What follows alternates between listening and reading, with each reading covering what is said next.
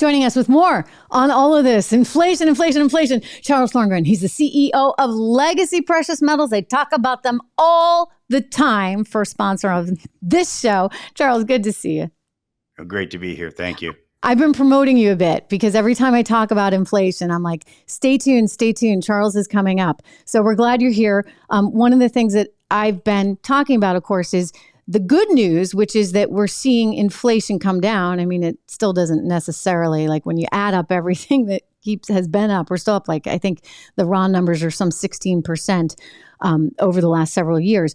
But the good news is we are coming down, and yet it's not perfect because you're still worried about the Fed.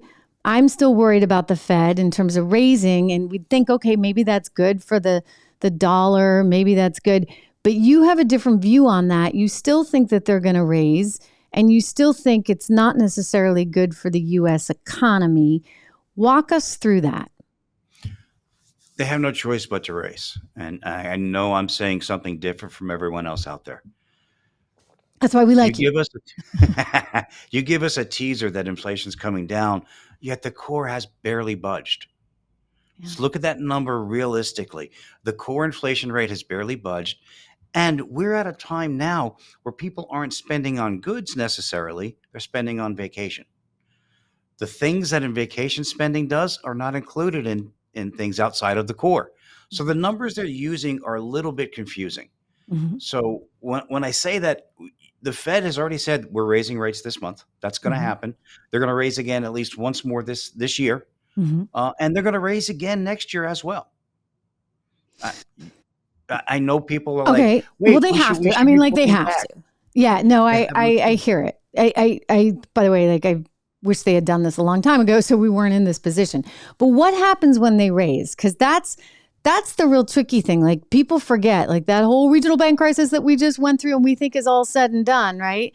That may not be the case, because if they raise, all these banks, they have to keep treasuries on their books. They have to mark to market every single night. So does that mean the banks don't have enough sort of money, enough liquidity like they thought they were going to have? This is definitely true. And another thing that most people aren't considering, and this is where it hits really heavy, is in commercial real estate. As we raise more and more, you're going to see the kind of real estate coming back, that flow of properties back to the banks, but in a much larger fashion. This isn't your $300,000, $400,000 home. This is your $200 million tower that's being sent bank. And we're seeing that. There was one in Atlanta, $212 million default just this month. And commercial real estate, unfortunately, it's banks, but it's also the stock market. Every REIT that everyone buys, and we've been told real estate forever, right? Oh, here's a great way where you're not managing it. It's in this REIT. The amount of foreclosures that are coming is astronomical. It's astronomical. It's a 20% default rate on commercial mortgages right now. And that's not even the worst of it. The worst of it is, in pockets, it's going to be more than that, right? San Francisco. Let's take a look at San Francisco. Property is coming back because there's nobody there. They're leaving. They can't do business. So you're going to have a bigger effect there. You know, Atlanta's suffering too. I think they're at 22% default right now. So these are the things that most people don't think about, but this is all part of the big economic process. Because if you don't have commercial real estate being leased out, that means companies aren't growing. That means business isn't growing.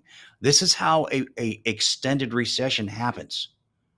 The economy is easy, but it's tricky if you don't look at the entire picture. And that's what we have. We have a Fed that's looking at numbers that they want to talk about, whether it's politically based or it's just because they don't want the backlash. Sure. I don't know. I'm not going to make the assumption, but a lot of the wrong things are being done, because at some point, as this gets worse, right? And think about it. Recession comes, it's going to get bad. And what are they going to do then? They're going to release money again. Oh, boy. The biggest problem, we still have a bloated balance sheet. Yeah. So you're going to see a scenario to where the dollar's going to get even weaker than it is right now. Yeah. No, look, I'm just going to say this for the viewers, and this is not financial advice. It shouldn't be interpreted that, but I invest in gold because it helps me sleep at night because of exactly what you're talking about. Look, the market is the market. And the problem is like, it's very hard to time the market. If you've got a 20-year time horizon, I get it. But, I look at gold as one of those things that hopefully provides some consistency. It doesn't always go up, but when things start to, it's like insurance. That's how I think of it, right? Like, because if the market really gets shaky, and look, the market's been okay. And, we have Chat GPT-4, I guess, to thank for that, all these technological advances that are saving some of those tech stocks. When you drill down, by the way, on the S&P 500, what you actually find, it's these tech companies that, those that invested in this new technology that will be the future, they are really helping to support the overall index. But I just feel like that's for me, and, everybody's different. I feel like it's one of those places that I can go to depend on something in the future. How do you think about it? That's the correct mentality. I've been in I just metals wish I so had more of long it. that That's what I always say. yeah, I've been in metals in so long that I kind of time it a little bit, Yeah. and even I can't time it correctly all the time. Right. If you have no gold in your portfolio now, don't worry about timing it. Get diversified. That's the first thing, right? Yeah. Get some diversification. And then if you see a timing opportunity, sure. I'm not a big fan of people timing the market, right? No. Get some No. common sense, figure out what Buy and makes hold. sense for the long term, buy and hold. Yeah. That's the best way. Let me ask you about silver, because you and I don't talk about silver enough. And when I look at the chat messages and I see, they're always boom, everybody's asking about silver, and silver's neat because it's a little bit more affordable. Although on your website, I think on legacypminvestments.com, you guys should go check it out. Again, we're talking with Charles Thorngren. He is one of the sponsors, first sponsor of the Trish Regan Show. And he runs legacypminvestments.com, and you can actually buy and sell gold and silver right there.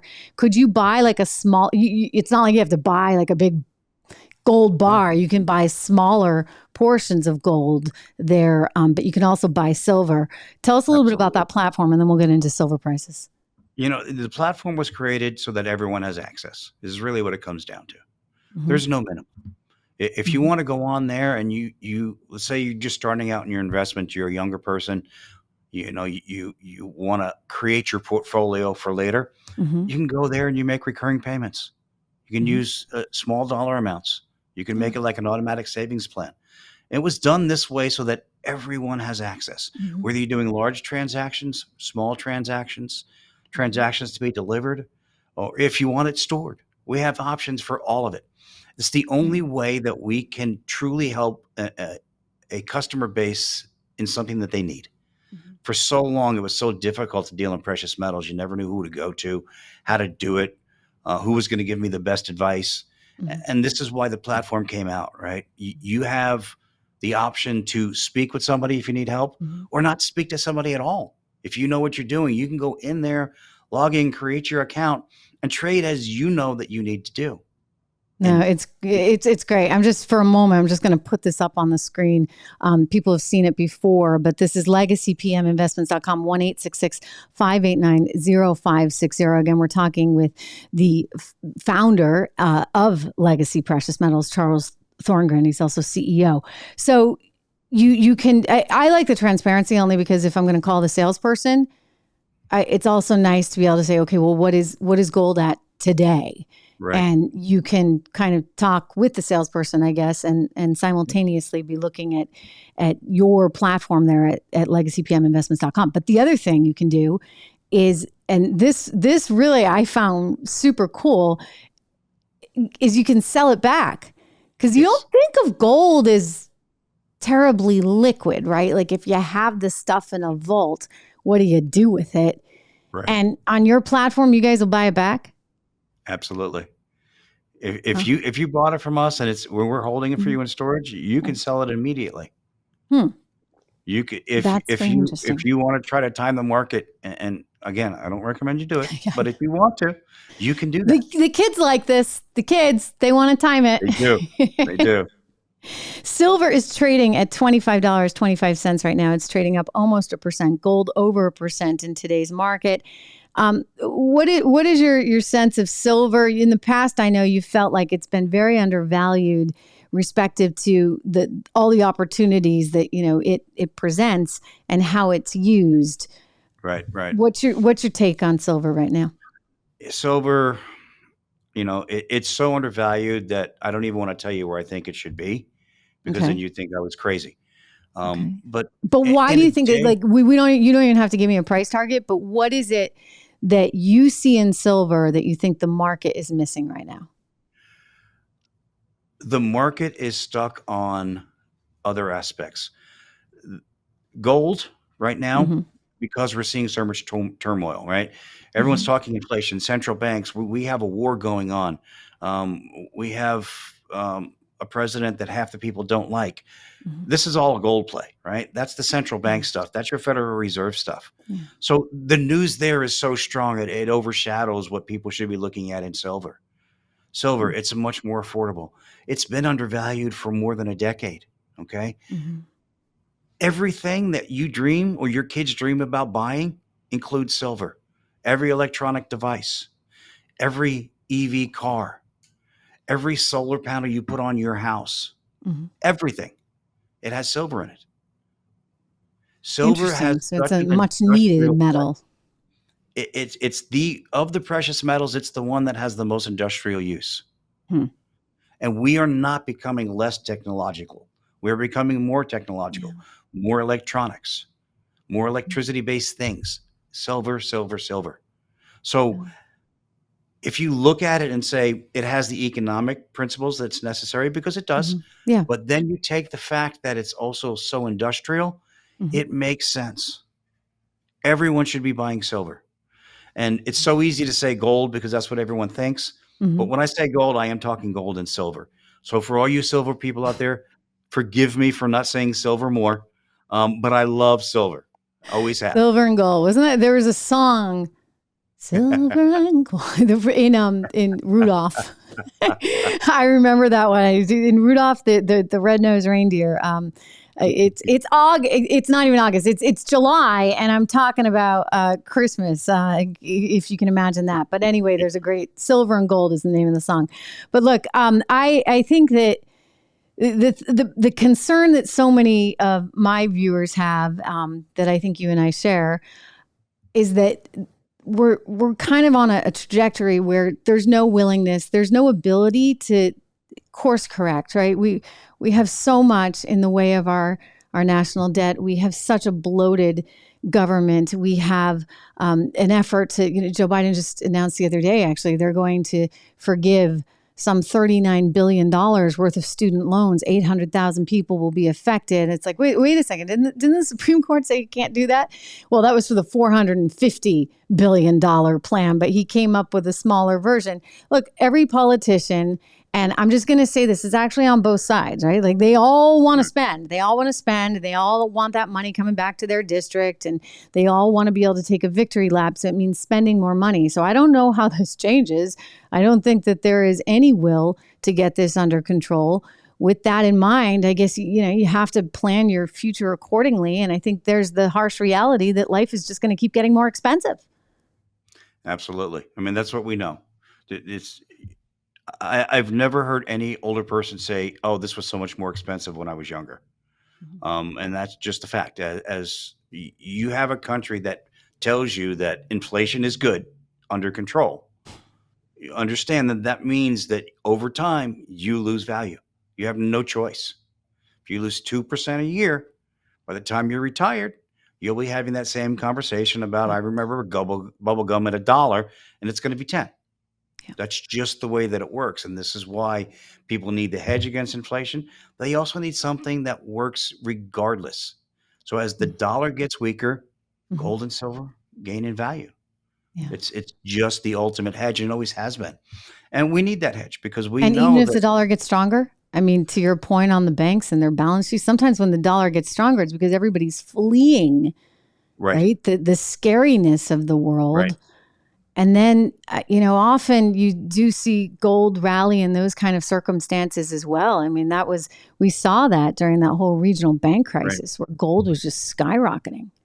Well, and that's, gold has that unique feature, right? It's the inverse to the dollar, but it's also the most important safety hedge, most Yeah. consistent safety hedge out there.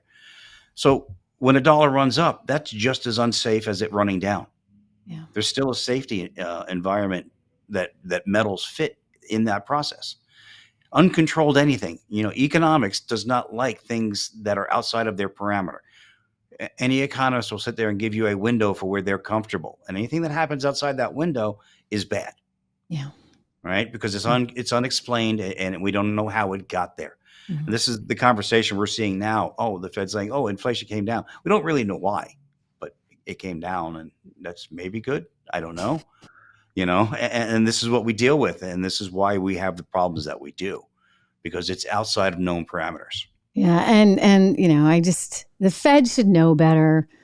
I expect what we've seen from the politicians, right? Like, it's very rare. There's a guy down in Florida, wonderful, talented politician there in Florida, in the Naples area, and the congressman. And he was on the show the other day, and he used to be a financial advisor. So it was like, so what a relief. I was thinking to myself to actually talk to somebody who knows something about this, but most of them don't really. Right. And other than your good friend Newt Gingrich, who had the willingness and the ability to kind of bring everybody together and work on balancing our budget. Like, it's not there anymore. It is what it is. They don't understand it. They just want to give out helicopter money to buy votes. The Fed, I don't know. I mean, I'm just beyond disappointed in this Federal Reserve, and I think they could have done better, and they should have done better, but we are where we are. So look, it is an important diversification tool. I encourage people to go check out the website. They can also call.